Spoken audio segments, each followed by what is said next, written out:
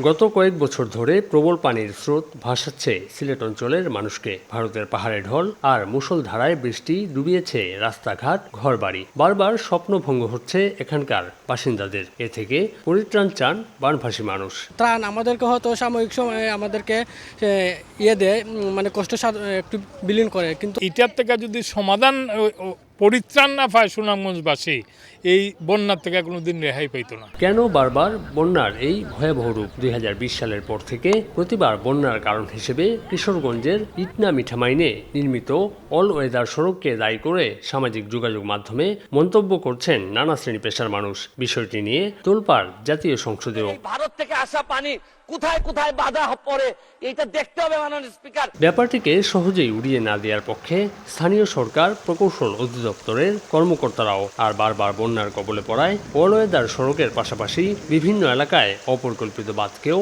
দায়ী করলেন পানি উন্নয়ন বোর্ডের এই কর্মকর্তা। পানিটা যেভাবে ডাউন স্ট্রিমে নামার কথা ঠিক সেইভাবে তারা নামতে পারে না, যার কারণে আপ স্ট্রিমে পানির পরিমাণটা ওভারফ্লো হয়ে সুনামগঞ্জের বিভিন্ন এলাকায় ঢুকে পড়ে। আমাদের এখন বন্যা হচ্ছে দেখে আমরা বিষয়টা নিয়ে ভাবতেছি, আরও অনেক বিষয় আছে যেগুলো ভাবতে হবে। যেমন আমি শুনেছি সুনামগঞ্জেও কিছু কিছু জায়গা আছে যেখানে অল ওয়েদার রুট করা হয়েছে। জয় ব্রাইট লক টেকনোলজি সাধারণ পাউডারের তুলনায় দেয় দ্বিগুণ উজ্জ্বলতা, রিন অ্যাডভান্সড দেয় দ্বিগুণ উজ্জ্বলতা। তবে সিলেট অঞ্চলে বন্যার জন্য ভারতে বৃষ্টিপাতের ধরন বদলে যাওয়াকে কারণ হিসেবে দেখছেন বিশেষজ্ঞরা। আর ইটনা মিঠামাইন অল ওয়েদার সড়ক নিয়ে গবেষণার তাগিদ তাদের। নতুন করে সমীক্ষা করে দেখতে হবে এটা বন্যার কারণে কতটুকু প্রভাব রাখছে।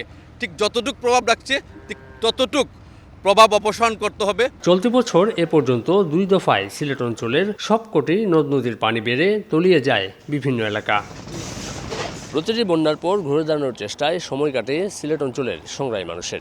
কিন্তু বন্যাকালীন সময়ে তাদের উত্থাপিত দাবিগুলো বেমালুম যেন ভুলে যান দায়িত্বশীল পর্যায়ের কর্তা ব্যক্তিরা। এবারের বন্যায় ব্যাপারটি নিয়ে গবেষণার জোরালো দাবি উঠেছে। আমিনুল ইসলাম, সময় সংবাদ, সিলেট।